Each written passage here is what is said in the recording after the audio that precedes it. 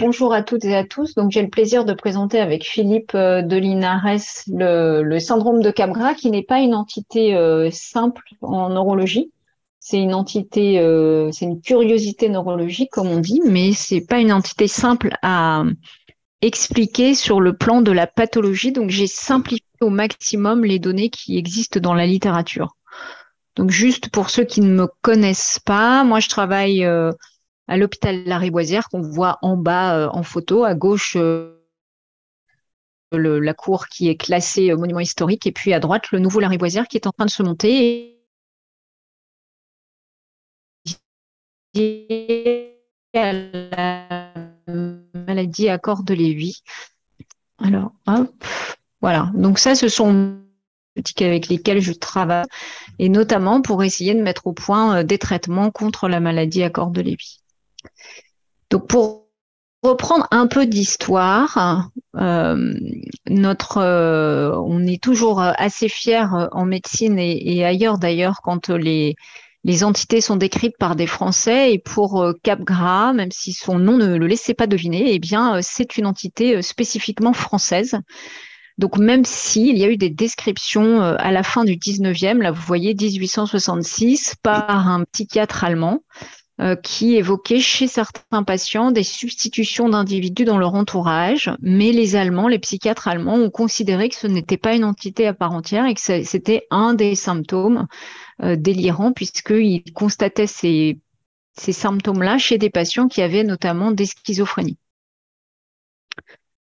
Les psychiatres français, donc Capgras en chef de file qui est en photo en noir et blanc en haut, eux ont considéré que c'était une entité à part puisqu'on ne le voyait pas chez tous les patients. C'était assez spécifique et on le verra que c'était un symptôme qui était constant d'un patient à l'autre. Donc c'est en 1923 que Joseph Capgras va décrire avec son interne une patiente qui présentait une pathologie psychiatrique, qui avait 53 ans et qui avait un délire, c'est-à-dire des idées fausses sur un thème particulier. Et ce que racontait cette patiente, la description du cas est assez longue, c'était des substitutions et des disparitions de personnes autour d'elle, y compris d'elle-même, c'est-à-dire qu'elle avait ce qu'on appelle maintenant un auto-Capgras.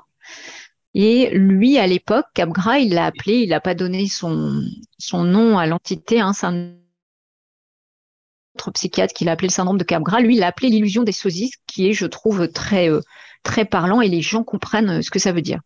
Et en fait, j'ai repris sa phrase là, il écrit partout, elle, sous-entendu la patiente, saisit la ressemblance, c'est-à-dire que la personne, la personne proche est parfaitement semblable à la réalité, mais elle méconnaît l'identité, c'est-à-dire qu'elle reconnaît bien le visage, la voix, etc., mais elle ne sait plus mettre la bonne identité sur cette personne et elle a l'impression que c'est un sosie. Donc cette patiente, c'était dans le cadre d'une pathologie psychiatrique, hein, les syndromes des Capgras, et on verra les délires d'identification, ce ne sont pas que dans la maladie à corps de Lévy. Alors, la définition, c'est être convaincu à un tel point que ça devient une conviction délirante. Délirante, ça veut dire que même quand on vous prouve que votre conviction est fausse, vous continuez à croire en votre conviction. Donc c'est une conviction délirante qu'un ou plusieurs proches familiers ont été substitués par un double malfaisant.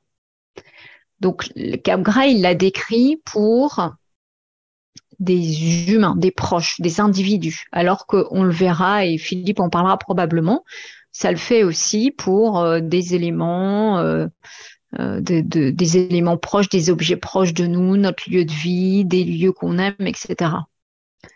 Donc le Capgras, ça fait partie d'un grand groupe de syndromes, et ces syndromes, on les appelle les délires d'identification, c'est-à-dire avoir une identification qui n'est pas la bonne des gens qui sont autour de nous, tout en étant convaincus, même quand on nous montre le contraire, que ce qu'on croit est vrai.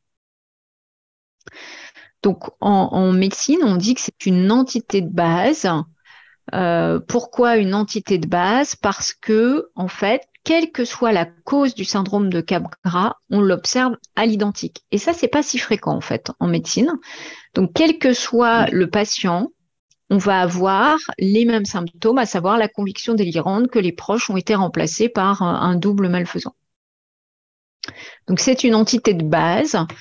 La sosification, c'est-à-dire le fait qu'on ait l'impression que l'entourage a été remplacé par un sosie, ça ne s'implique qu'aux individus, aux éléments familiers.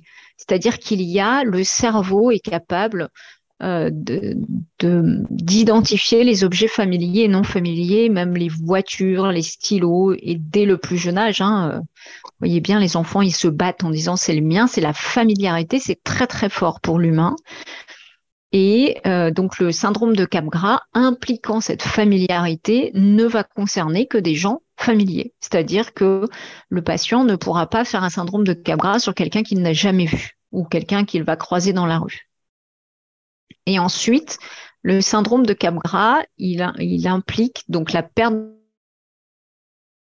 de familiarité et il implique le fait que l'on perd l'unicité de l'identité. C'est-à-dire que globalement, chaque être humain est unique, on le sait, implicitement on le sait, notre cerveau est fait pour reconnaître cette unicité.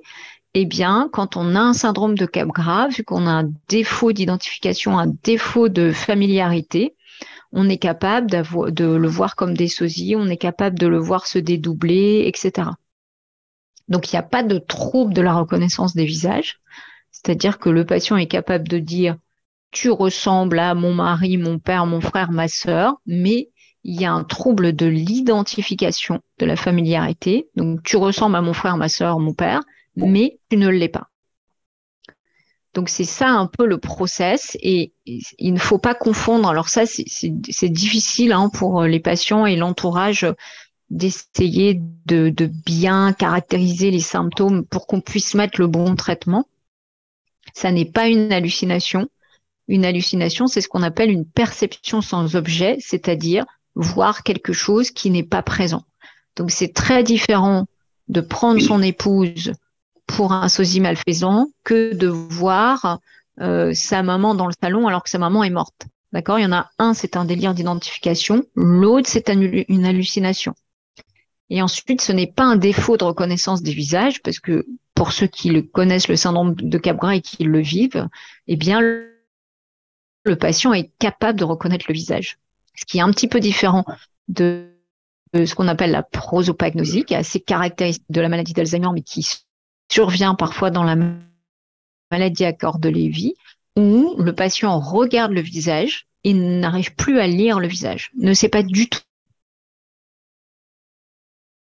qui c'est, et est incapable de donner l'ensemble A. Donc c'est une entité assez à part et ça n'est pas une hallucination. Alors, ce que je vous disais, c'est qu'il existe d'autres syndromes délirants d'identification. Le Capgras est en fait le plus connu. On l'apprend pendant nos études, on en parle beaucoup parce que c'est une curiosité neurologique, mais il y en a d'autres. Alors, il y en a un dont on parle moins qui s'appelle le syndrome de Frégoli, qui se retrouve beaucoup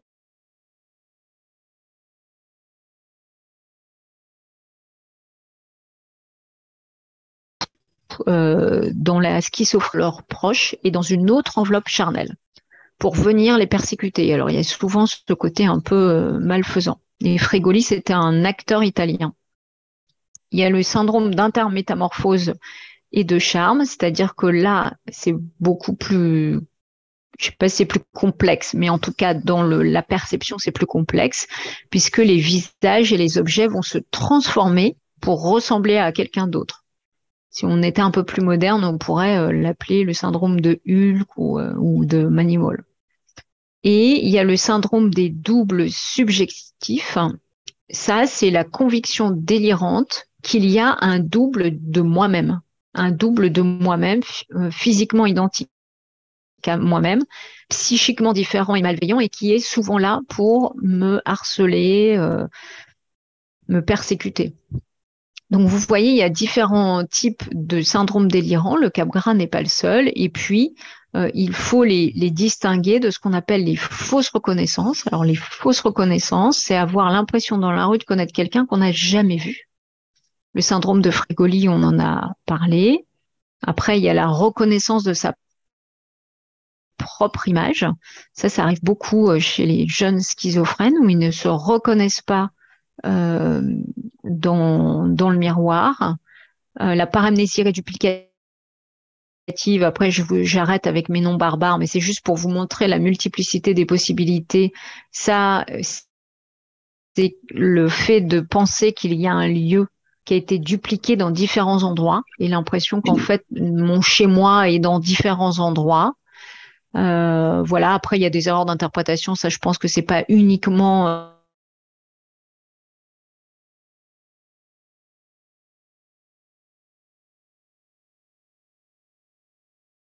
dans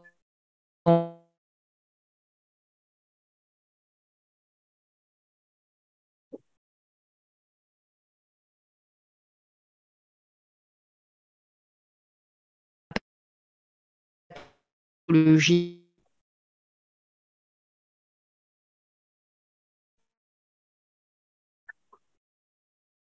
Oui, j'ai l'impression que vous êtes un petit peu Et coupé en puis, ce il y a moment. un syndrome schizophrène. Ça a été coupé pas longtemps, je pense. Oui, oui, Euh, il y a eu 20 secondes, on vous a perdu, Claire, là. donc, je disais que la schizophrénie était la pathologie dans laquelle on retrouvait le plus souvent le syndrome de Capgras, mais aussi d'autres syndromes d'erreur d'identification. Ça ne veut pas dire que les patients qui ont une maladie à corps de Lévy ont une schizophrénie, hein. Le syndrome de Capgras peut se trouver dans différentes maladies. Donc, il y a les maladies psychiatriques, il y a les maladies neurodégénératives, donc il y a bien sûr la maladie à corps de Lévy. Dans la maladie d'Alzheimer, ça arrive. La dégénérescence frontotemporale, ça arrive un peu moins souvent. Et dans la chorée de Huntington, c'est une maladie génétique, donc qui se transmet de père en fils ou de mère en fille ou de père en fille, hein, et qui peut atteindre des sujets jeunes. Et enfin, le syndrome de Capgras, on peut le voir quand le cerveau souffre d'une lésion spécifique, c'est-à-dire quand quelqu'un fait un accident vasculaire cérébral, quand quelqu'un a une tumeur cérébrale, quand quelqu'un a un abcès cérébral, quand quelqu'un fait un traumatisme crânien, des crises d'épilepsie. Donc, vous voyez, le syndrome de Capgras, ça n'est pas une maladie, ça n'est pas une cause, c'est l'expression qu'une partie du cerveau est touchée et ça donne l'ensemble des symptômes, quelle que soit la cause. Alors après, il y a d'autres causes plus générales et qui sont plus difficiles à expliquer, hein. Il y a les diabètes déséquilibrés, par exemple, les infections pulmonaires, la tuberculose. Ça, c'est plus difficile d'expliquer pourquoi ça donne un syndrome de Capgras. C'est probablement plus complexe qu'une cause directe. Il faut réactiver votre partage d'écran, Claire. Pardon. Hop. Alors, voilà. C'est bon normalement. Oui. Alors, la diapo d'avant, c'était celle-ci où je parlais des maladies psychiatriques, des maladies neurodégénératives, les lésions spécifiques et les autres causes générales. Donc là, c'est plus important, le fait que l'écran soit partagé. Il y a un très bon article d'une équipe de Boston en 2017 dans une revue qui s'appelle Brain, qui est l'une des meilleures revues de neurologie. Et ils ont étudié en fait plusieurs centaines de patients avec des lésions dans le cerveau. C'est-à-dire, là, ils ont pris les AVC et ils ont regardé les patients qui avaient un syndrome de Capgras et après, ils ont fait des IRM très spécifiques, des IRM qui nous permettent de voir les réseaux neuronaux. Et donc après, ils ont recoupé l'information du « il a une lésion là », on sait que le siège de la familiarité dans le cerveau est ici et ils ont regardé où est-ce que ça chevauchait dans les régions du cerveau. Donc ça, c'est un cerveau vu de profil, ici et ici. Donc, vous voyez ma souris? Non? Oui, oui, oui. D'accord. Ensuite, ça, c'est un cerveau vu du dessus. La gauche est à droite et la droite est à gauche. C'est le plaisir de complexifier les choses. Et ça, c'est un cerveau vu de face, d'accord? Ici et ici. Donc, ce sont les zones du cerveau qui permettent à notre cerveau d'identifier ce qui nous est familier. Donc, vous voyez, ça, c'est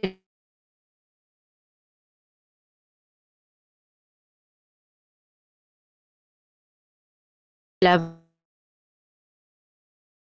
du cerveau, ça, c'est l'arrière du cerveau, ici.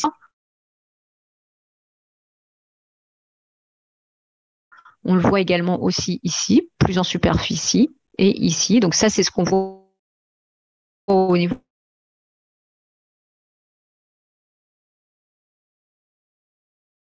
du lobe frontal, et ça, c'est ce qu'on voit au niveau postérieur. Et puis, il y a un syndrome de Capgras et qu'on regroupe les informations et qu'on regarde ce qui chevauche, eh bien, ce qu'on voit, c'est que surtout les patients présentent une atteinte du cingulum postérieur, et donc c'est probablement ça qui donne le syndrome de Capgras. Alors là, je vous résume les choses et je vous simplifie vraiment les choses parce que ça n'est pas si simple en fait, puisqu'il y a eu un peu tous les types de lésions qu'on peut donner des syndromes de Capgras, y compris des lésions qui ne touchaient pas à ces régions-là. Alors pourquoi des lésions qui ne touchent pas à ces régions-là peuvent donner des syndromes de Capgras? Eh bien tout simplement parce que le cerveau, il fonctionne pas en régions indépendantes les unes des autres. Le cerveau, c'est un réseau autoroutier et donc il fonctionne en réseau. Donc par exemple, s'il y a une lésion ici qui est en réseau avec cette région-là, eh bien ça donnera un syndrome de Capgras. Donc il y a vraiment une importante littérature scientifique dans notre base de données scientifique. On retrouve un peu tous les types de lésions, toutes les explications, mais à mon sens, cet article est le meilleur pour résumer un peu le type d'atteinte. Et si on revient à la maladie à corps de Lévis plus spécifiquement, eh bien on sait qu'il y a les corps de Lévis se trouvent ici en haut du tronc et puis en postérieur et après vont diffuser en antérieur, mais on sait que cette région est atteinte dans la maladie à corps de Lévy, aussi dans la maladie d'Alzheimer. Alors que tout à l'heure, je parlais des dégénérescences frontotemporales. Eh bien, les dégénérescences frontotemporales, ça touche plutôt l'avant du cerveau qui est ici où je mets ma souris ou ici. Et c'est probablement pour ça que c'est moins fréquent dans les dégénérescences frontotemporales. Alors, ce qui est intéressant, c'est que quelle que soit la cause, les caractéristiques du Capgras restent presque tous les mêmes. C'est-à-dire, il y a souvent, c'est une ou deux personnes qui sont sosifiées. C'est pas toute la famille. C'est souvent la personne qui est la plus proche affectivement du patient, comme si c'était les personnes pour lesquelles la familiarité est la plus intense, la plus puissante. Quelle que soit la cause du Capgras, le patient est absolument convaincu que son proche il a été remplacé. Ça n'est même pas la peine d'essayer de le convaincre de l'inverse. Ça ne peut qu'entraîner des troubles du comportement. Donc il adhère complètement à cette idée-là et parfois il est capable de dire non mais je sais ça n'a aucun sens, mais n'empêche qu'il en est convaincu. Le double il n'est pas confondu avec un autre individu, c'est-à-dire qu'il ne va pas prendre son voisin pour son mari, enfin, il ne va pas faire de confusion de personnes, de confusion de lecture de visage. Il est souvent capable de dire tu n'es pas mon mari ou tu n'es pas ma femme parce que tu as ça ou ça comme caractéristique, je vois bien que ça n'est pas toi. Et puis, chose très curieuse, c'est que c'est là qu'on peut se poser la question de l'intensité de la familiarité, c'est que ce syndrome, et ça les patients le disent, hein, il survient surtout dans les milieux familiers et en général au domicile. C'est-à-dire que quand ils sont en vacances dans un autre lieu avec de la famille, eh bien, ça survient pas ou beaucoup plus rarement. La différence que l'on peut faire entre les patients qui ont un syndrome de Capgras, une maladie neurodégénérative comme la maladie à corps de Lévy ou une maladie psychiatrique, et les patients qui ont un syndrome de Capgras dû à un AVC, par exemple, eh bien, c'est que les patients qui ont un syndrome de Capgras dû à un AVC ou une tumeur n'ont pas de sentiment de malveillance de la part du sosie. C'est-à-dire que ça n'engendre pas d'anxiété, ça n'engendre pas d'idées paranoïaques qu'on leur veut du mal. Ils ne reconnaissent pas la familiarité de la personne, mais ils n'ont pas d'idées paranoïaques. Donc en fait, l'hostilité à l'égard du sosie ou qui lui donne en fait le rôle d'imposteur, c'est surtout pour les maladies psychiatriques et les maladies neurodégénératives. Ensuite, les mécanismes qui peuvent conduire au syndrome de Capgras. Et là, vous vous dites, bon, elle nous a montré les régions, c'est que ce sont... Donc, les mécanismes, en fait, il y a plusieurs mécanismes, hein, mais les deux grands mécanismes qui ressortent, c'est ce qu'on appelle le mécanisme dissociatif. C'est-à-dire que la personne est capable de reconnaître, mais pas d'identifier. C'est-à-dire que la personne, elle est capable de dire, ce visage, je le reconnais et il m'est familier, mais ils ne sont pas capables, les patients, de reconnaître la familiarité affective. Donc, il y a une dissociation entre le fait qu'ils reconnaissent le visage et le fait que ce visage et cette personne soient bienveillantes envers lui ou elle. Et ensuite, le fait que les deux informations perceptives et affectives ne convergent pas, ça nous fait perdre le sens de l'unique. Et donc, une même personne peut avoir deux traces amnésiques différentes, c'est-à-dire que comme les informations ne convergent pas, eh bien, on peut multiplier les sosies en fonction de l'information affective que l'on a. Donc, par exemple, là, concrètement, si on donne un exemple, quand les patients observent leur entourage, et c'est plus souvent la personne la plus proche, ils n'ont pas la confirmation de la part de leur cerveau que cette personne est quelqu'un de bienveillant et ils n'ont pas la confirmation affective. Donc, qu'est-ce qui se passe? Ils ont la confirmation perceptive, ils reconnaissent le visage. Et donc, comme ils n'ont pas l'autre confirmation nécessaire pour finaliser l'information, je dirais, eh bien, ils vont créer un nouvel individu. Et ce nouvel individu, il peut être en 2, il peut être en 3, il peut être en 4, il peut être en 5.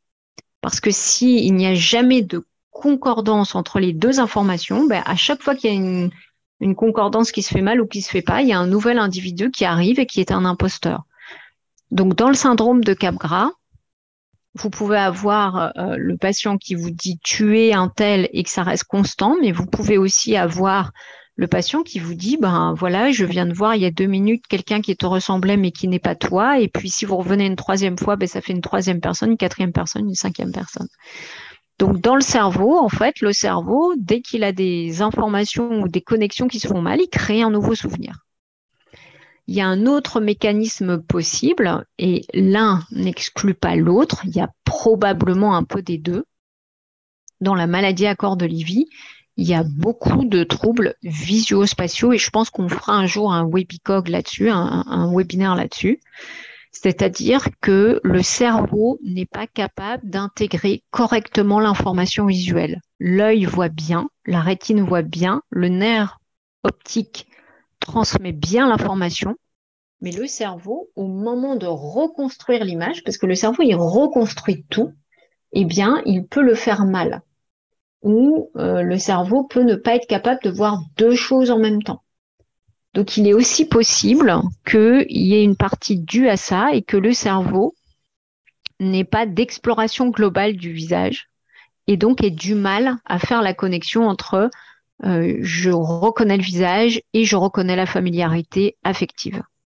Donc, il y a plein d'autres hypothèses. Il y a même des hypothèses psychanalytiques avec le Oedipe, etc. Mais ces deux mécanismes-là semblent correspondre le plus à la maladie à corps de Lévy, qui, on le sait, les patients ont des défauts de connexion qui expliquent au moins en partie les fluctuations et la somnolence dont les patients souffrent.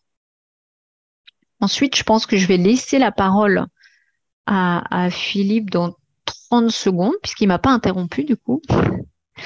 Alors, pourquoi reconnaître le syndrome de Capgras? Indépendamment du fait que c'est très choquant, très inquiétant, très anxiogène, c'est un élément important pour le patient, parce que le patient est anxieux de ça, et vous imaginez avoir un intrus dans votre maison, y compris la nuit, c'est quand même très anxiogène.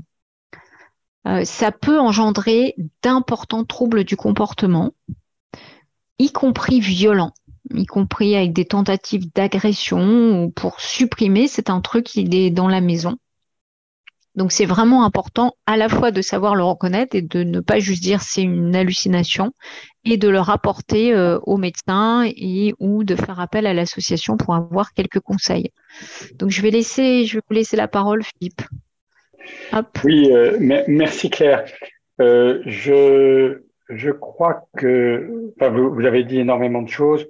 Je voudrais citer quelques exemples, nous, de ce que nous, les exemples qui nous viennent de nos adhérents, de mon expérience personnelle aussi, puisque quand j'ai accompagné ma femme, elle avait très souvent montré un syndrome de Capgras. Donc, je crois que dans tout ce que vous avez dit, nous, on note ça, enfin, on le voit très souvent, et on le voit très souvent, mais on le voit quelquefois même euh, avec des malades qui sont capables, et là c'est une question que je vous pose, Claire, parce que il y a des malades qui sont capables de dire tout de suite, oui, je t'ai pas reconnu tout de suite, mais j'ai bien compris que j'ai fait une confusion et c'est passé. Ce que je veux dire, c'est que c'est très fluctuant quelquefois, et le malade lui-même peut avoir conscience de ce symptôme et en parle. C'était le cas de ma femme qui régulièrement me disait, je peux pas m'empêcher de penser qu'il y a quelqu'un d'autre que toi, et quelqu'un qui te ressemble beaucoup, qui s'occupe de moi à ta place.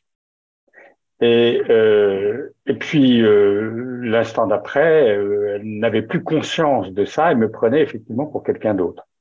Donc ça, c'est assez fréquent. J'ai l'impression que les malades soient quand même capables, au moins en début de maladie, de prendre de la distance par rapport à ce symptôme, euh, sans et en parler de façon tout à fait distanciée. Qu'est-ce que vous en pensez? Dans la maladie à corps de Lévy, il y a probablement des phénomènes de disconnexion qui expliquent pour moi, c'est une maladie plus euh, fonctionnelle, au moins au début, que lésionnelle. C'est-à-dire que la maladie d'Alzheimer, ils ont des dépôts de protéines dans le sang, et quand on mesure les biomarqueurs de mort neuronale, de mort synaptique, etc., ces biomarqueurs sont très élevés. Dans la maladie à corps de Lévy, quand on mesure ces mêmes biomarqueurs, ces biomarqueurs ne sont pas élevés. C'est-à-dire qu'on a l'impression qu'il n'y a pas, il y en a sûrement, mais en tout cas, c'est pas mesurable, il n'y a pas tant de pertes synaptiques, neuronales, etc. Au moins en début de maladie. Et donc, l'hypothèse, c'est qu'il y a une déconnexion. C'est-à-dire qu'à un moment donné, la connexion ne se fait plus. Et donc, le symptôme, pour répondre à une des questions, mais votre question répond à cette question, oui, le syndrome de Capgras peut être temporaire, mais il peut surtout être fluctuant. Et ces moments de disconnexion, c'est pas tout le cerveau qui se déconnecte, ça peut être certaines régions du cerveau. Alors, est-ce que ça a un lien avec les dépôts de protéines? On n'a pas les éléments pour répondre à ça, mais probablement. Donc, il y a certaines régions qui se déconnectent, et par exemple, le cingulum postérieur qui est très atteint peut se déconnecter, tout en laissant une trace amnésique au patient qui a conscience de ça, puisque c'est pas tout le cerveau qui se déconnecte, comme par exemple quand ils sont très somnolents. Parfois, moi, je les allonge toujours lors de la première consultation pour voir s'ils vont s'endormir. En fait, certains s'endorment, parfois ronflent et font des mouvements un peu comme des rêves éveillés, mais quand on leur pose une question, ils répondent. Donc, il y a un phénomène de disconnexion qui fait que, c'est fluctuant, et comme ce n'est pas tout le cerveau qui est déconnecté, eh bien, ils peuvent avoir conscience de ce qui se passe quand même si on a l'impression qu'ils sont très, très, très loin.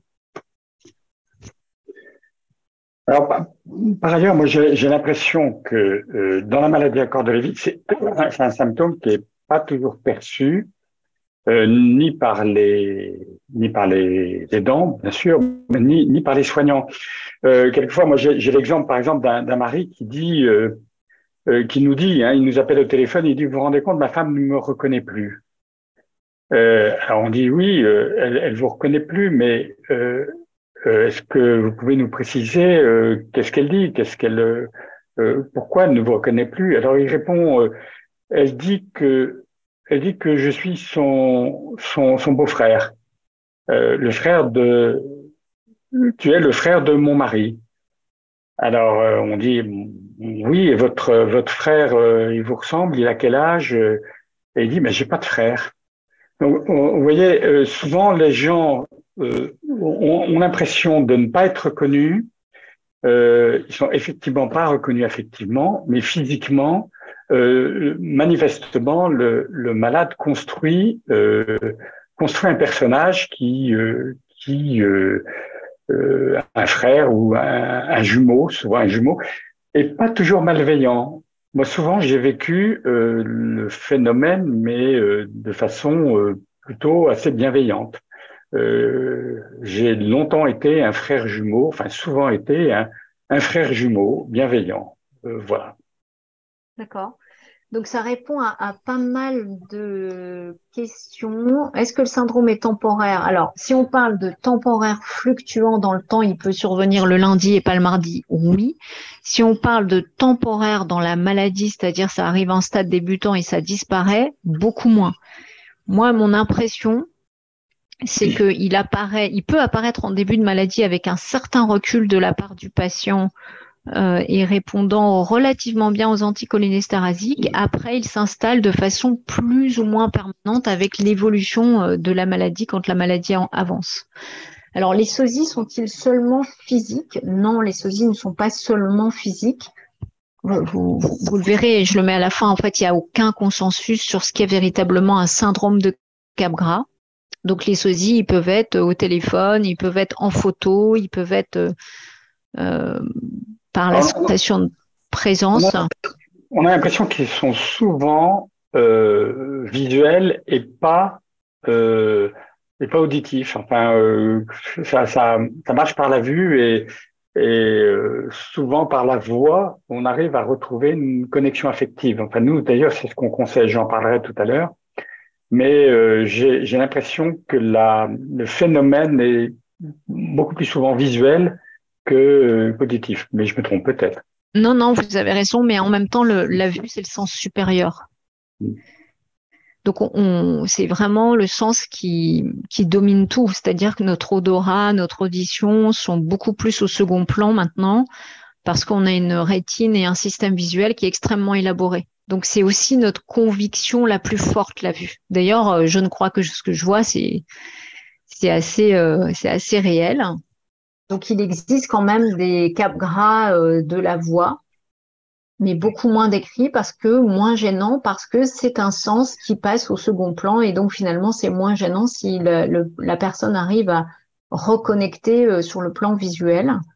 Alors, y a-t-il forcément une notion de malfaisance? Philippe vient de le dire. Non, pas toujours. C'est vrai qu'il y a des patients qui décrivent un sosie, un double, qui n'est pas forcément malfaisant. Mais dans la littérature, en tout cas scientifique, c'est décrit comme tel. Moi, je pense, enfin, pour les patients Cordolévis, c'est qu'il y a forcément une interprétation affective en tout cas. C'est-à-dire que c'est pas neutre.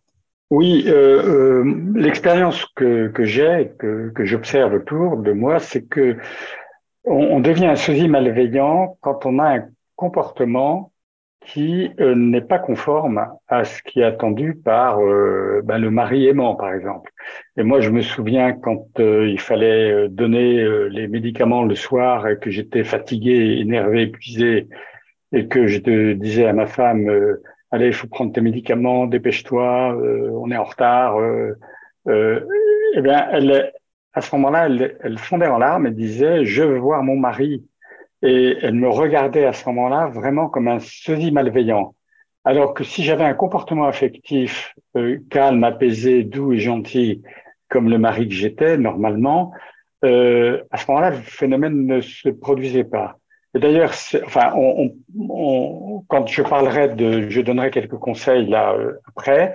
C'est quelque chose vraiment qu'on recommande, c'est d'avoir un comportement affectif qui soit cohérent avec ce que le malade attend de la personne en tant que telle affectivement.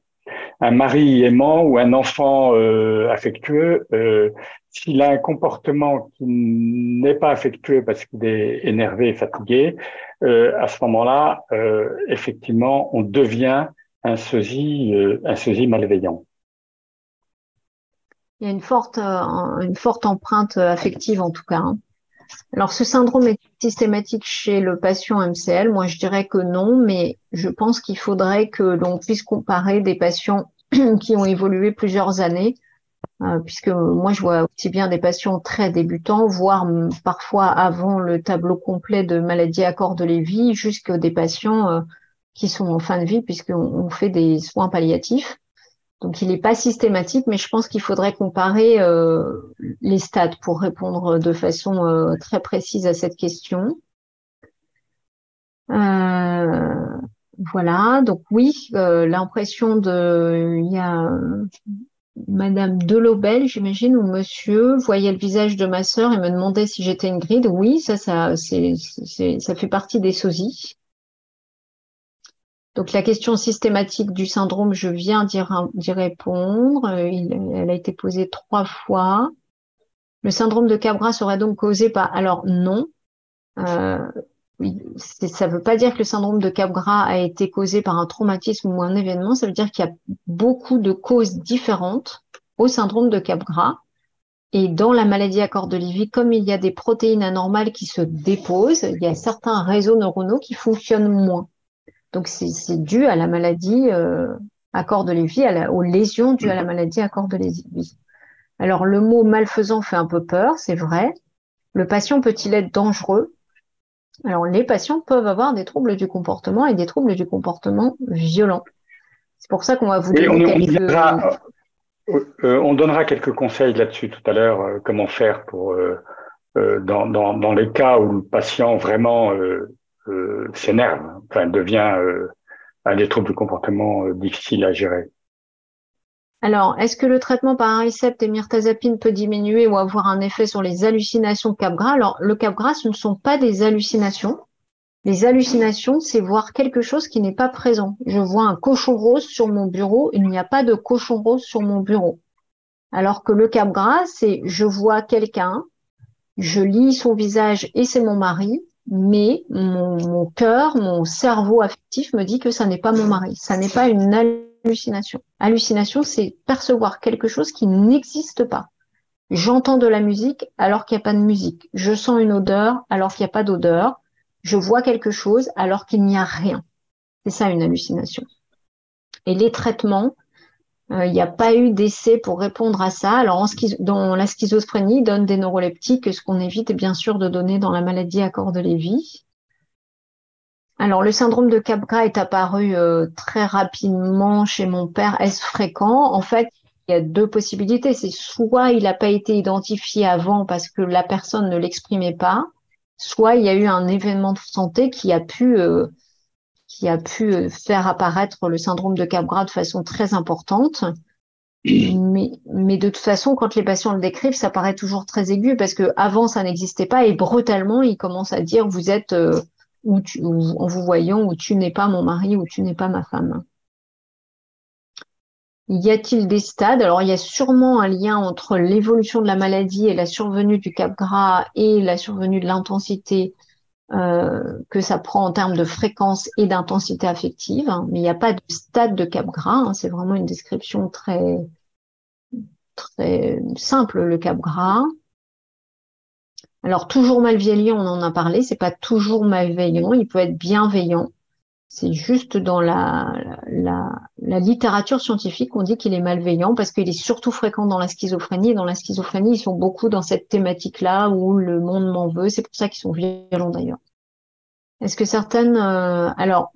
certaines situations fatigue ou autres peuvent provoquer le syndrome de Capgras? En fait, la fatigue ou les autres événements de santé, Covid, grippe, hospitalisation, peuvent accentuer les symptômes de la maladie, dont le syndrome de Capgras. Voilà. Alors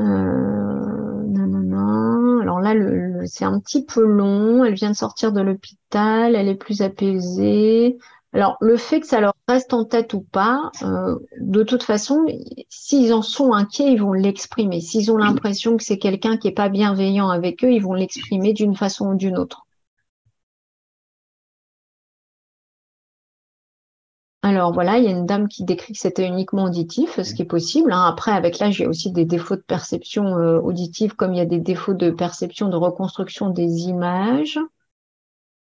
Alors, les conseils, que faut-il faire quand la personne vous cherche et que vous êtes là, mais qu'elle vous dit que ce n'est pas vous? Ça, Philippe va en parler. Mon mari est en colère parce que ce n'était pas moi. Philippe va en parler. Comment réagir au Cap Gras? Philippe va en parler. Vous ne parlez pas du lieu de vie démultiplié. Alors si j'en ai un tout petit peu parlé, c'est les paramnésies de reduplication. C'est un mécanisme différent. Voilà, donc ça c'est beaucoup de descriptions. Mon père voyait aussi son domicile dupliqué avec une grande angoisse. Mais de toute façon, ces symptômes-là sont très anxiogènes pour les patients. Alors, est-ce que l'EHPAD peut devenir un endroit familier où le Cap Gras survient? Oui. Peut-il s'inventer des histoires? C'est la définition du délire en fait. C'est pas, il s'invente pas des histoires. C'est son cerveau lui crée des histoires et tous autant que nous sommes, on croit notre cerveau. Donc je vais laisser Philippe parler Oui, des alors conseils. on va un peu détailler les conseils que nous donnons au sein de l'association.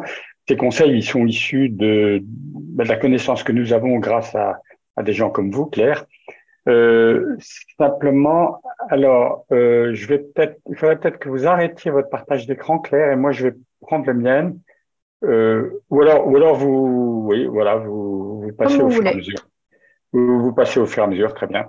Donc, comment réagir? D'abord, il faut vraiment se souvenir que c'est la maladie qui donne ce symptôme. C'est pas vous, c'est pas que le malade brusquement vous en veut à vous, votre personne. C'est la maladie. Et comme on l'a dit tout à l'heure, c'est un symptôme fluctuant dont le malade peut avoir conscience, et comme on disait, surtout en début de maladie.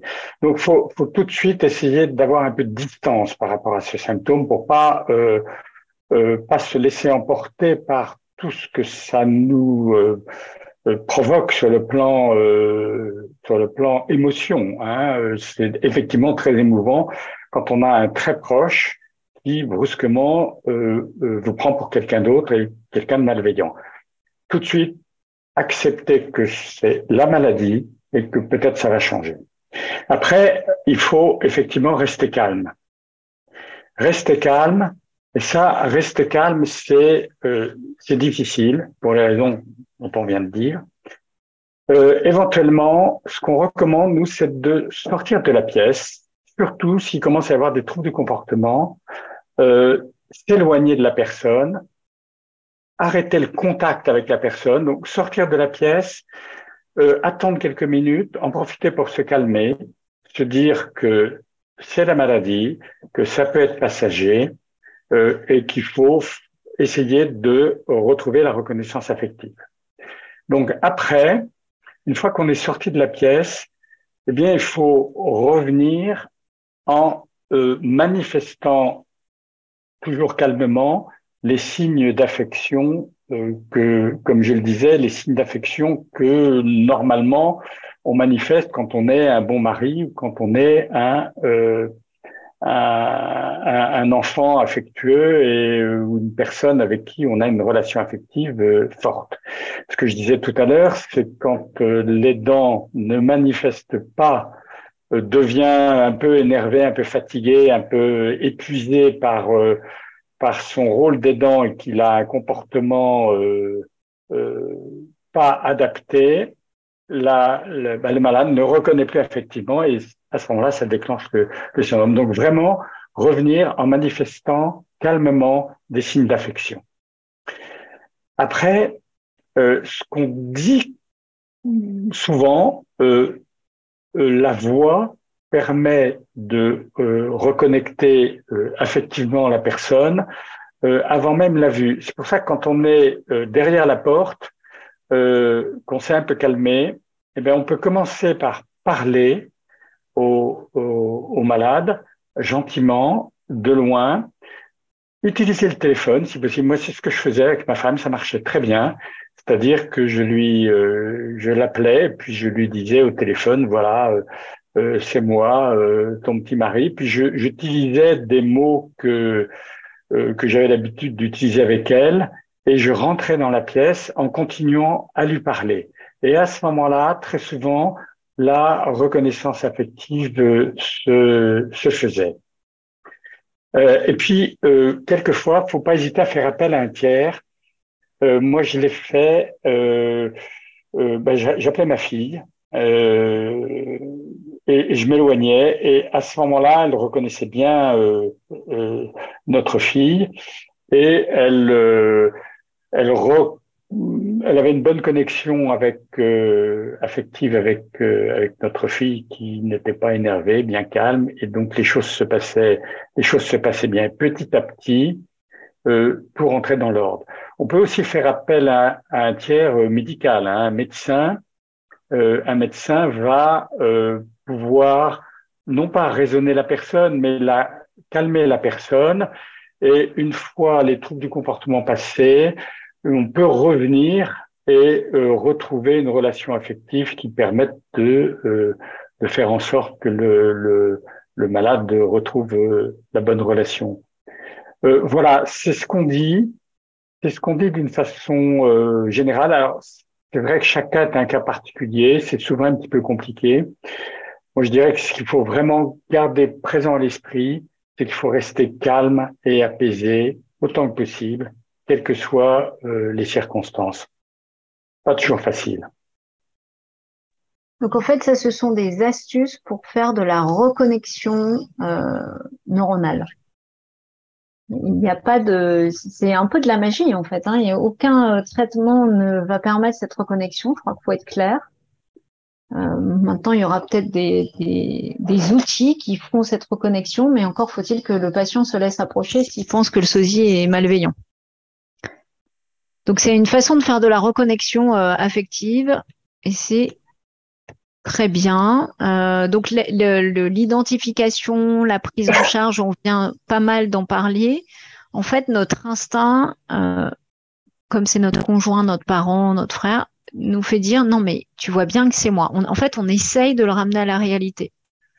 Et comme l'aidant ou la personne proche et le patient font tous les deux confiance à leur propre cerveau, la tension monte. C'est un peu comme les oublis. Chacun fait confiance à l'information que lui envoie son cerveau. Donc la tension monte et il peut y avoir des troubles du comportement à cause de ça. Donc c'est pour ça qu'il faut vraiment avoir le comportement adapté. Et il faut... Oui. Oui, ce qui peut aider aussi quelquefois, c'est quand il commence à y avoir des troubles de comportement, c'est de changer de conversation et pareil, c'est pour faire une reconnexion neuronale, mais de parler de sujets plaisants pour la personne. Et moi, ce que je faisais, c'est j'évoquais des souvenirs communs et des souvenirs familiaux communs, ou par exemple des vacances avec les enfants. Des choses agréables à entendre, des bons souvenirs et qui permettaient d'oublier les, les sujets précédents et d'oublier la déconnexion et finalement de refaire une reconnexion affective par l'intermédiaire d'un souvenir commun. Donc en tout cas, ce qu'il faut faire, c'est essayer de rompre le cap gras par des astuces comme ça.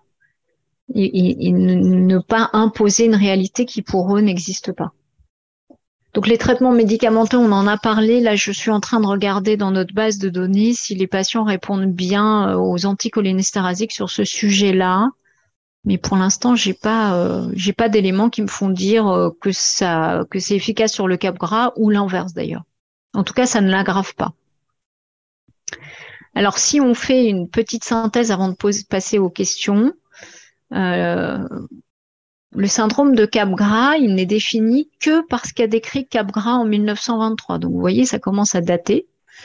Et depuis, il n'y a eu aucun consensus diagnostique. Pourquoi? Parce que c'est une entité, c'est un ensemble de symptômes et c'est généralement intégré dans d'autres éléments plus globaux de maladie. Et donc, il n'y a pas une recherche spécifique sur le Capgras. L'hypothèse, c'est ce qu'on a présenté pendant toute la présentation, c'est que le syndrome de Capgras est sûrement la résultante de plusieurs mécanismes, à la fois cognitifs, neurologiques, psychologiques et notamment des déconnexions. Et puis, ces déconnexions se font à des degrés divers en fonction de la pathologie, en fonction de la cause, etc. Ce qui fait qu'on a une multitude de causes possibles. Mais ça, c'est vrai pour tous les symptômes. Est-ce qu'il est spécifique de la maladie à corps de Lévy? Non. Est-ce qu'il survient toujours dans la maladie à corps de Lévy? Moi, j'aurais tendance à dire non. Mais pour dire ça, il faudrait qu'on puisse comparer tous les patients qui sont à un stade évolué. Alors, est-ce qu'il est plus fréquent dans la maladie à corps de Lévy? Je dirais probablement. Il est plus fréquent que dans la maladie d'Alzheimer, même si ça arrive dans la maladie d'Alzheimer. Dans la maladie d'Alzheimer, ils ont surtout un défaut de reconnaissance de visage. Parfois, ils ont un syndrome de Capgras, mais ça survient à des stades très évolués de la maladie. Donc, il est possible que dans la maladie d'Alzheimer, ils aient des syndromes de Capgras que les patients ne sont plus capables d'exprimer, ce qui n'est pas le cas dans la maladie à corps de Lévy. Alors, l'intérêt de l'identifier, on vient de le dire, hein, c'est d'essayer quand c'est possible d'avoir le comportement adapté en faisant tout pour rompre l'épisode de Capgras en haute cour, et c'est ce que vient de dire Philippe de Linares. Et on va passer, ça c'est les photos de tous les gens qui travaillent sur la maladie à corps de Lévy chez nous. En fait, ça grandit, j'aurai bientôt pub assez d'une diapositive. Et puis, on va passer aux séances de questions.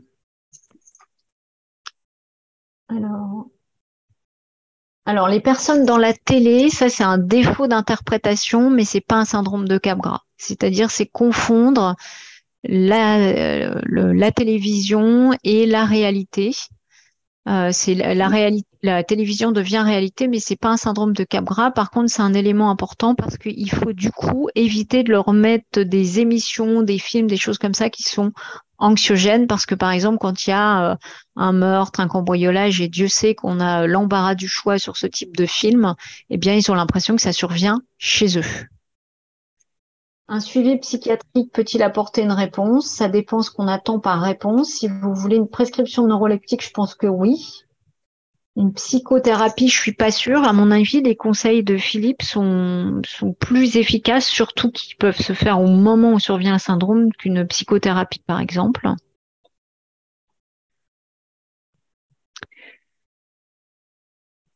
Alors, il y a un commentaire, je ne sais pas si vous le voyez, Philippe, le syndrome de Capgras s'invite au quotidien quand on s'interpose pour vous interdire de prendre votre sacoche, etc. C'est vrai qu'il y a des urgences du quotidien, mais oui, de toute façon.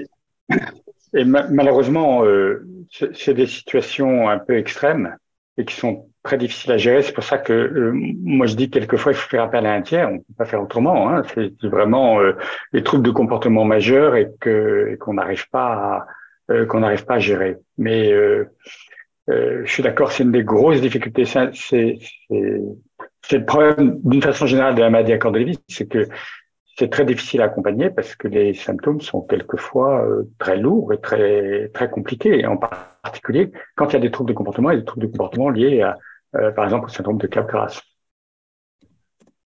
Moi, je dirais qu'il faut rester calme. Mais c'est très difficile.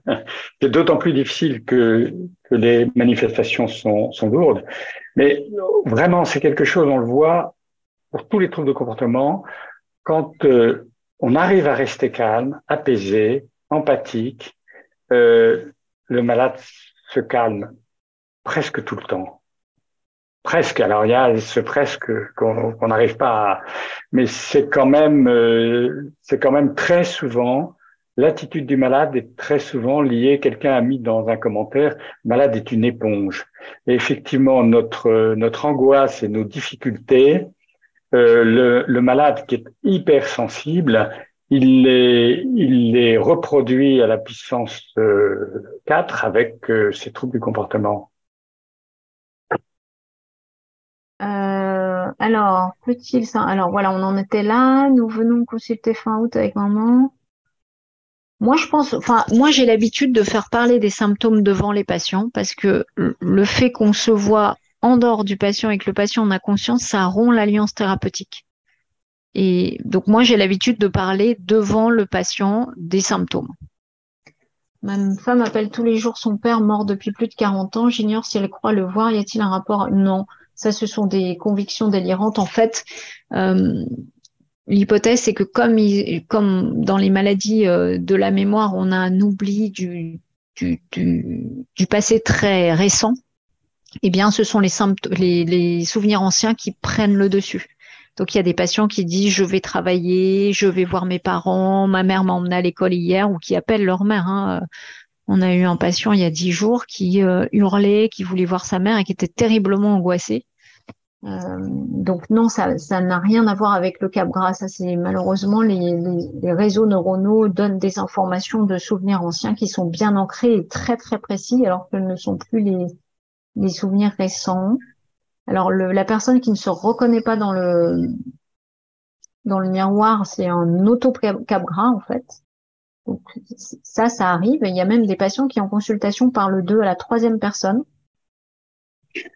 On a une malade qui mettait, et ça arrive, c'est arrivé plusieurs fois, qui mettait 2 couches de vêtements. Et quand on lui demandait pourquoi, elle disait c'est pour l'autre.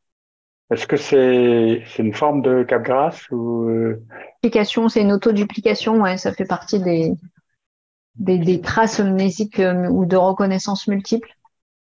Il y a quelque chose dont on n'a pas beaucoup parlé, je crois qu'on a sauté les questions, c'est sur les logements, les malades qui ne reconnaissent plus leur logement et qui considèrent qu'ils sont ailleurs, même si leur logement ressemble à celui qu'ils occupent habituellement. Alors ça n'arrive pas que dans la maladie à corps de Lévy, pour le coup, c'est très fréquent dans la maladie d'Alzheimer aussi. Je pense qu'il y a un sentiment de familiarité qui est erroné, avec une information affective qui n'est pas là. Mais il y a sûrement, enfin moi, les patients corps de Lévy que j'ai vus qui ont ça, c'est souvent des patients qui sont assez habitués. Donc il y a sûrement à la fois ces déconnexions affectives, mais aussi les informations sensorielles qui ne sont pas les bonnes ou qui ne sont pas analysées correctement. Un peu comme pour les visages dans la maladie d'Alzheimer. Donc il y a oui ce sentiment de familiarité, mais il y a aussi la reconnaissance sensorielle du lieu. Alors ce que font certains patients, les aidants pour ça, c'est que quand le patient peut marcher, etc., ce qui est souvent le cas dans la maladie d'Alzheimer, ils sortent, ils vont faire un tour et ils reviennent. Parce que le patient dit je veux rentrer chez moi. Alors c'est sûr si c'est pas à 2 heures du matin, hein, mais si c'est en fin d'après-midi, c'est souvent en fin d'après-midi que surviennent tous ces troubles-là. Si c'est en fin d'après-midi, eh bien ils sortent, ils vont faire un petit tour et puis ils reviennent. Et la reconnexion se fait. Alors là, on en a un. Alors il y a quelqu'un qui met Mandakini. J'ai souvent dit à mon mari qu'il peut me reconnaître en me touchant. J'imagine, est-ce convaincant? Oui, on peut essayer un autre input sensoriel. L'histoire du téléphone de Philippe en utilisant un autre mode de reconnaissance, c'est une bonne idée. Sachant que l'auditif sera, en termes de physiologie humaine, l'auditif sera supérieur au toucher. En fait, c'est d'abord la vue, puis l'auditif, puis le toucher, puis l'odorat. Donc peut-être que, je sais pas, j'ai jamais essayé, je l'ai jamais suggéré aux patients, le parfum. S'il y a des gens qui portent des parfums aussi, ça peut être une source d'identification, sachant qu'il y a beaucoup de patients qui sentent plus les odeurs. La difficulté est plus pour les dents que le patient. La difficulté, elle est très difficile pour les dents, mais elle est très, très, très anxiogène pour le patient. C'est-à-dire qu'imaginer qu'on a quelqu'un qui n'est pas son mari chez soi, c'est quand même très, très anxiogène pour eux aussi. Donc, le quotidien, on en a parlé. La télévision, on en a parlé. Le suivi psychiatrique, on en a parlé. Bonjour, devant une situation, pensez-vous que les objets transitionnels et ou méthodes dites non médicamenteuses comme l'humanitude pourraient être un outil à mettre en place? Qu'en pensez-vous? C'est ce que fait Philippe, en fait. Hein. En sortant de la pièce, en revenant, en essayant de faire une reconnexion affective, c'est de la médicamenteuse, c'est un traitement en soi, hein, c'est une prise en charge non médicamenteuse.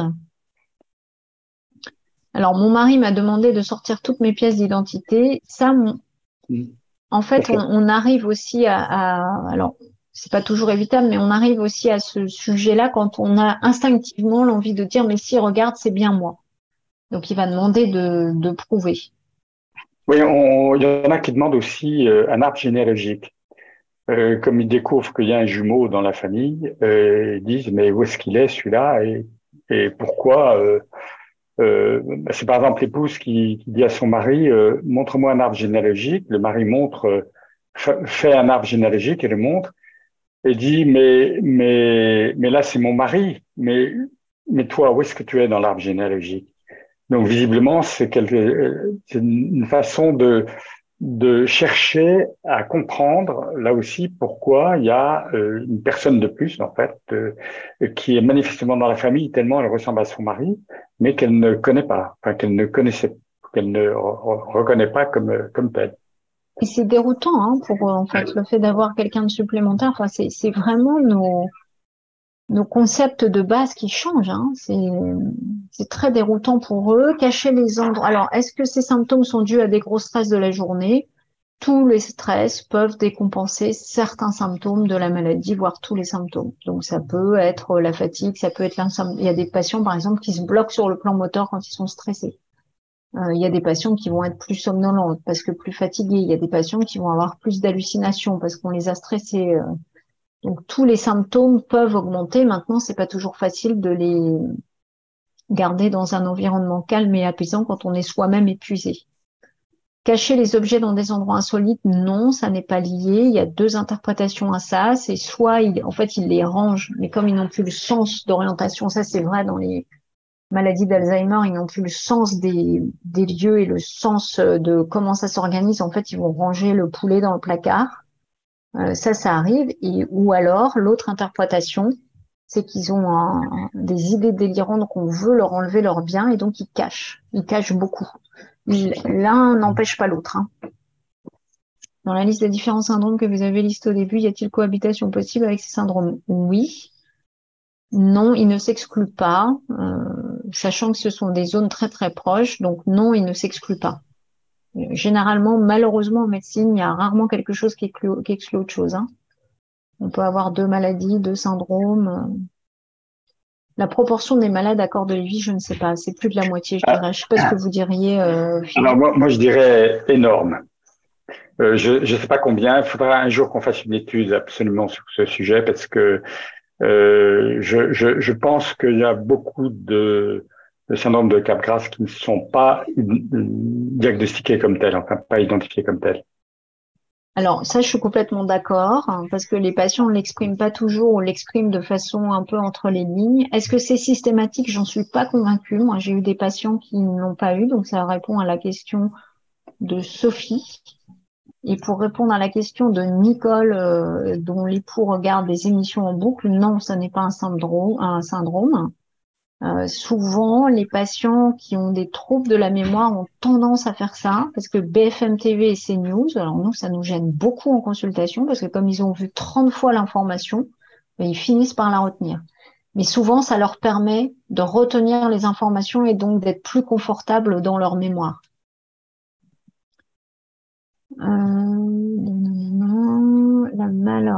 La maladie à corps de Lévy, y compris le syndrome Capgras, sont très angoissants pour le malade. Tout à fait. Quelles sont les solutions à traitement pour eux? Alors ça, il faut voir avec le médecin qui la suit, mais évidemment, il y a des traitements pour calmer l'anxiété qui vont pas forcément faire disparaître le syndrome de Capgras, mais je trouve que ce que conseille Philippe, avoir un comportement apaisant avant tout, ça peut être bien et on peut donner des médicaments légers pour diminuer l'anxiété.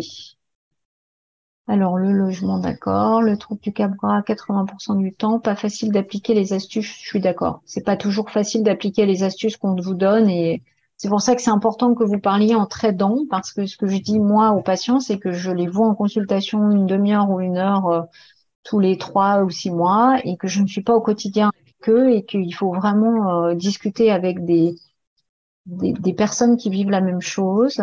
Ce syndrome peut-il disparaître définitivement? Oui, il peut disparaître définitivement, notamment quand la maladie évolue vraiment. Est-ce qu'il peut disparaître temporairement et ressurgir? Aussi. Chez ma mère, le symptôme est permanent. Elle avait multiplié le chat. Il y en avait un bon et un mauvais. L'arrêt de tout neuroleptique a été hyper bénéfique, de même que la prise de clozapine. Donc ça, c'est plutôt bien. Faut savoir que moi, je suis convaincue que dans tous ces symptômes psychiatriques, il y a vraiment un impact de la vigilance. C'est-à-dire quand ils sont très vigilants, ils ont moins les hallucinations, ils ont moins tous ces symptômes-là. Donc c'est sûr que le fait de mal dormir, par exemple, ou le fait d'avoir beaucoup de sédatifs, ça peut accentuer ces symptômes-là. Alors, je ne peux pas répondre à la question de Mandakini, là, on n'était pas là au moment où c'est survenu. Alors, est-il vain, voire déconseillé de convaincre le patient? Oui. Je pense qu'il est vain et déconseillé de vouloir convaincre le patient. Il faut faire un détournement d'attention et une reconnexion. Moi, je dirais vraiment que c'est déconseillé. Ou c'est comme quand ils ont des oublis, c'est déconseillé de leur expliquer qu'ils ont tort, qu'ils se trompent et que c'est leur mémoire qui leur fait défaut. Je suis l'étendre principale. Quand c'est mes sœurs qui s'en occupent, elle le cherche, elle devient méchante, elle va rentrer chez elle. Pour les idées délirantes et qu'il cache les objets, peut-on expliquer aux malades ou pas? Là, je ne comprends pas bien la question. Alors, le fait qu'il y ait un changement des dents, il faut voir que les patients, ils sont affectivement extrêmement dépendants et qui peuvent avoir un comportement parfois infantile, comme un enfant de 2 ans qui est très dépendant de ses parents peut avoir avec une nounou, une grand-mère qui vient les garder parce qu'ils veulent leurs parents. Ils n'ont pas le filtre émotionnel pour retenir ces comportements-là. Donc, du coup, ils sont pas contents que ça change des dents et en plus, ils vont pas se gêner pour l'exprimer. Maintenant, essayer de les raisonner, enfin, de ce que me disent les aidants et d'expérience pour quand on a des patients hospitalisés, ça fonctionne pas beaucoup quand même, hein, d'essayer de raisonner. Hein. Alors, le syndrome de Capgras, je pense que la majorité des médecins le connaissent, puisque ça fait partie des questions d'internat, pour ne rien vous cacher, mais très peu le recherchent, parce qu'on a l'impression que c'est très rare. Or, c'est fréquent dans la maladie à corps de Lévy, mais on a l'impression que c'est très rare, d'une manière générale en médecine. Et puis, on peut pas demander à un chirurgien digestif de chercher un syndrome de Capgras. Enfin, moi, je vais pas chercher la tumeur de la vésicule. Donc, il faut, moi, ce que je fais pour les médecins traitants, parce que c'est sûr qu'ils ont peut-être oublié cet item-là, hein, il faut donner les petits livrets de l'association. Beaucoup de médecins traitants sont très contents de l'avoir. Oui, alors on l'a dit hein, tout à l'heure, le Capgras ne concerne pas toute la famille, il va concerner les dents le plus proches. Voilà, donc là, le fait d'avoir l'impression qu'il y ait du monde dans la maison, c'est pas forcément un Capgras, hein. Il peut y avoir des sensations de présence ou l'impression que quelqu'un d'autre est là et donc mettre plusieurs assiettes. Alors, d'expérience personnelle, je peux vous dire que ça arrive aussi dans la maladie d'Alzheimer. Où on met plus d'assiettes, moins d'assiettes.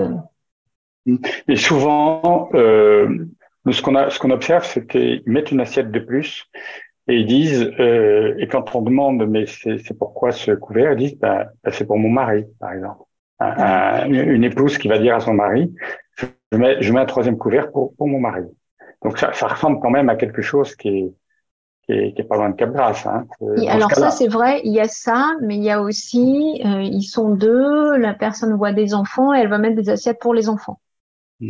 Voilà, où elle a l'impression qu'il y a du monde à la maison, donc elle va mettre plus d'assiettes pour ces gens qui sont dans la maison, mais qui n'est pas forcément un sosie, c'est les sensations de présence qui décrivent quoi.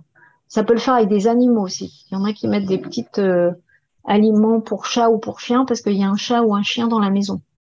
Donc ça, c'est clairement l'interprétation des hallucinations. Alors, les neuroleptiques qui rendent somnolents.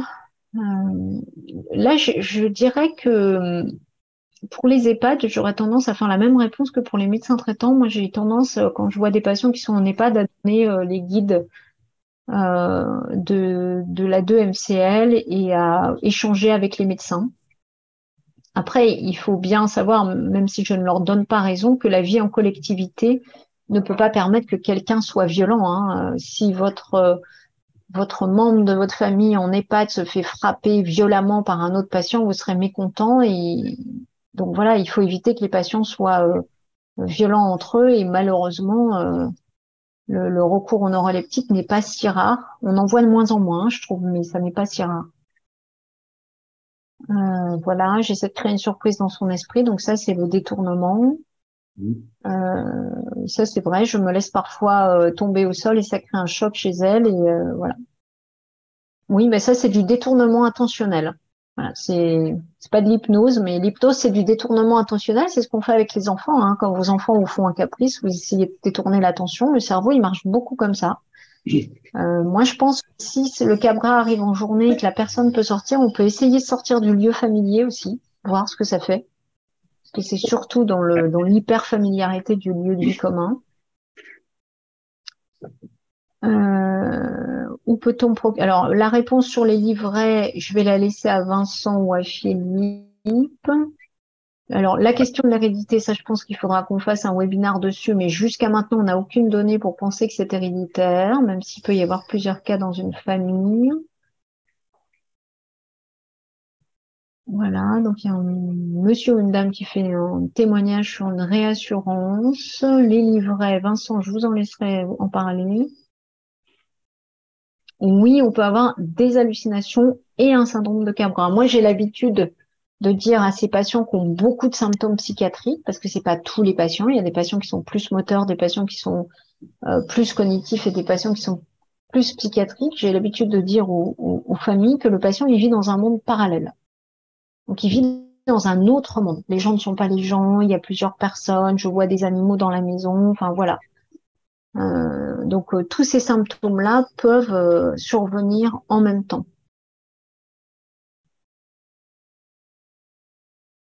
Encore pourquoi la personne et l'endroit, on ne sait pas. Malheureusement, dans le syndrome de Capgras, ça fait partie de ces mécanismes neurophysiologiques très très complexes et on ne sait pas pourquoi c'est le plus familier. Je pense que c'est en fait ce qui est le plus élaboré dans le cerveau humain, c'est ce qui est aussi le plus fragile. Donc par exemple, la concentration et l'attention, c'est très très élaboré et dès qu'on est fatigué, on a des problème attentionnel. Le langage est très élaboré et dès qu'on est fatigué, on a un manque du mot. Et probablement que le sentiment de familiarité et d'intimité est quelque chose de très élaboré et qu'il est plus fragile que ce qui est moins familier en fait. Donc c'est des mécanismes neurophysiologiques complexes pour lesquels on n'a pas toutes les réponses.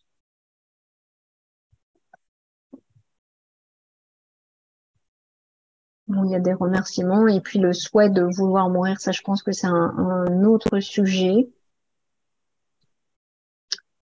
Ma mère parlait de mon père décédé, nanana, citait son nom.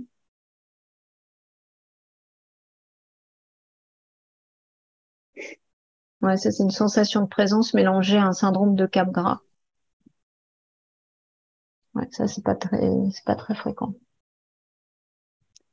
Mais on va pas parler du désir de mourir aujourd'hui. Je pense qu'il faudra que ce soit c'est clairement dans le cadre du syndrome dépressif. Il faut que ce soit pris en charge comme tel. Et je pense qu'il faut qu'on fasse une session particulière là-dessus, quoi, sur le syndrome dépressif. Peut-être même parler des soins palliatifs, hein, qui sont pas inutiles dans la maladie à corps de Lévy. Savoir identifier les éléments qui signent un tournant de la maladie, par exemple. Alors, croire qu'on travaille toujours alors qu'on est en retraite, ça c'est ce que je vous disais tout à l'heure, ce sont les vieux souvenirs qui prennent le dessus parce que les souvenirs les plus récents ne sont plus existants ou difficilement existants. Et ça survient dans beaucoup de maladies. Alors, on va prendre deux dernières questions. La MCL est incompatible avec la vie en collectivité quand le malade est agressif, ça c'est vrai, et systématiquement évalué. Alors, attendez, non, il y a des questions que j'arrive pas à lire. Alors, la MCL est mise sous calmant pour l'empêcher de déambuler et de s'en prendre à ceux qui font du bruit, et nous savons tous que les calmants sont totalement... Non, les calmants ne sont pas totalement incompatibles avec la MCL. Les neuroleptiques d'ancienne génération sont incompatibles, mais un patient très anxieux, il faut lui donner des anxiolytiques. C'est pas humain de laisser une anxiété importante comme ça. Les antidépresseurs ne sont pas contre-indiqués. Il y a certains patients qui réagissent mal, mais pas tous. Donc les calmants ne sont pas tous incompatibles. Il faut les prescrire avec précaution.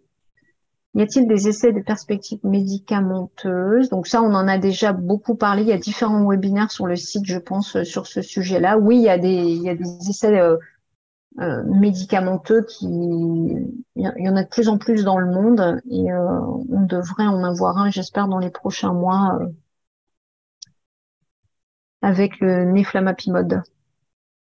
Je vous laisse la parole, Vincent. Oui, merci beaucoup Claire, merci beaucoup Philippe et merci à tous les participants qui se sont connectés nombreux. Juste pour répondre à la question sur la documentation et la possibilité de la transmettre à votre entourage ou d'en bénéficier vous-même, on vous enverra le diaporama de cette conférence d'ici le début de la semaine prochaine et on vous enverra également cette documentation qui est téléchargeable sur notre site internet et que vous pouvez consulter très facilement et transmettre à votre médecin traitant, comme l'a suggéré la professeure Paquet. Si vous avez besoin d'une version imprimée, parce que vous ne pouvez pas faire autrement, on fera en sorte de vous la faire parvenir également. Voilà. Et n'hésitez pas à nous solliciter pour avoir cette documentation, effectivement, pour la transmettre à des personnels soignants en EHPAD ou médecins généralistes. C'est très utile, comme l'a dit Claire Paquet, pour bien informer et les personnels qui parfois ne connaissent pas bien la maladie ou certains symptômes qui sont très complexes, comme le syndrome de Capgras. Voilà. Voilà, je voudrais dire aussi. Non, pardon Claire, allez-y. Non, je voulais juste dire pour ceux qui sont à Paris et pas très loin de notre hôpital, on en a dans l'hôpital. Hein, si vous voulez avoir la version papier, Vincent en dépose régulièrement. Oui, je voulais dire qu'on a aussi une ligne téléphonique où vous pouvez appeler si vous avez besoin de conseils ou de renseignements divers sur la maladie à corps de Lévy. On a au bout du fil une personne très compétente qui peut donner tout un tas d'informations, réorienter vers un ancien aidant ou une ancienne aidante qui a l'expérience de tout ce que nous vivons quand on accompagne un malade à corps de Lévy, et enfin réorienter aussi vers la psychologue de l'association qui est capable de vous apporter aussi, si nécessaire, un soutien particulier. Voilà, n'hésitez pas à aller sur le site internet où il y a plein de choses intéressantes. N'hésitez pas non plus à adhérer à l'association à l'occasion. Plus on est nombreux, plus on se fera entendre par les autorités médicales, politiques, diverses qui petit à petit prendront en compte la maladie à corps de Lévy. On finira par faire du bruit si on est nombreux. Voilà. Alors, je voulais juste faire une toute petite information parce que ça crée un peu d'émoi dans l'hôpital. Le Point a fait un classement nominatif des médecins. Donc, il faut savoir… En tête, alors. Non, il faut savoir qu'en fait, moi, j'ai pas répondu complètement au questionnaire parce que l'AP nous a dit de pas répondre, donc j'ai répondu que partiellement, mais ça les a pas empêchés de me classer. Il faut savoir que ce classement, on ne connaît pas les critères et que, par exemple, dans ce classement, il y a des médecins, et notamment dans les premiers, qui ne voient pas de patients. Et dans les neurologues, alors je ne sais pas s'ils ont classé les gériatres, mais dans les neurologues, il y a des neurologues qui ne voient pas de patients de façon certaine, et il y a des neurologues qui font d'autres spécialités que les maladies neurodégénératives. Donc, ne vous précipitez pas à lire ce classement et ne vous précipitez pas si votre médecin n'est pas dans ce classement. Ça ne veut pas dire qu'il n'est pas bon, c'est juste qu'il n'a peut-être pas répondu au questionnaire ou répondu mal au questionnaire ou peut-être ça ne l'intéresse pas, mais en tout cas, on ne connaît pas les critères et c'est d'une fiabilité probablement. Enfin, moi, quand je vois les membres de notre communauté ou de notre hôpital qui sont dans les premiers, je m'amuse parce qu'il y en a certains qui ne voient jamais de patients. Mais bon, voilà. Ils sont quand même parmi les meilleurs médecins. Merci beaucoup, Claire. Un dernier point, parce qu'il y a des questions sur le replay. Alors, la conférence, oui, sera en replay. On a besoin de quelques jours pour faire le montage et le mettre en ligne sur notre site. Et toutes les conférences et tous les colloques que nous organisons sont en replay sur notre site. Donc, vous pouvez aller les voir et les revoir. Et les diaporamas également sont téléchargeables sur le site Internet de l'association. Donc, n'hésitez pas, il y a plein de conférences qui ont eu lieu dans le passé qui peuvent vous intéresser ou intéresser vos soignants, votre entourage. Donc, n'hésitez pas à aller les voir et on vous demande juste quelques jours avant qu'on puisse mettre le replay en ligne et le diaporama en ligne. Ce sera fait au plus tard, je pense, fin de semaine prochaine. Une dernière bonne nouvelle avec les autres associations d'autres pays. Grande-Bretagne, États-Unis, Australie, Irlande, nous avons décidé d'un commun accord de créer une journée mondiale de la maladie à corps de Lévy. Et la date a été fixée au 28 janvier, date anniversaire de la naissance du professeur Lévy qui a découvert les corps de Lévy. Donc cette date sera une date où nous communiquerons, nous aurons des événements et où je pense que on reconnaîtra encore mieux la maladie à corps de Lévy. Merci à tous. Merci professeur Claire Paquet en particulier, où comme d'habitude vous nous apportez énormément à notre association. Merci. Avec plaisir. Merci à toutes et à tous. Belle journée. Bonne journée. Au revoir. Au revoir. Au revoir.